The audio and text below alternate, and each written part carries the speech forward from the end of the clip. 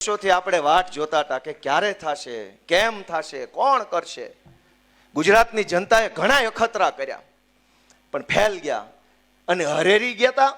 ખાલી ભાજપથી નહોતા થાક્યા, સામે જેમાં જેમાં અખતરા કરતા ને એનામાંય થાક્યા હતા. ભાજપને તો ગુજરાત હરાવવા માંગતું હતું. અનેક એવા નેતાઓ આવ્યા, આમ તાકાતથી આમ કરીને ઉભા રહ્યા. ગામને એમ થયું આ હશે. જેવો દાવ લગાવ્યો તો ઘોડો પાણીમાં. કેટલાય એવા પાણી બેહી ગયા જે ગુજરાતની જનતાને આંબા આંબલી બતાવતા હતા, ક્રાંતિ કરી નાખું, ભગતસિંહ નો ચેલો શું છેલી શું એવું કરતા. કયા ગોડાઉનમાં ભાજપે પૂર્યા કોઈને ખબર નથી.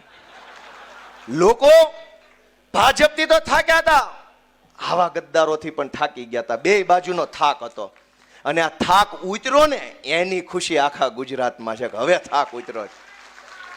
ગોપાલ ઇટાલિયા તૂટશે નહીં પણ ગોપાલ ઇટાલિયા ભાજપનો ઘમંડ તોડશે, એ વાતની ખુશી આખા ગુજરાતને છે દોસ્તો.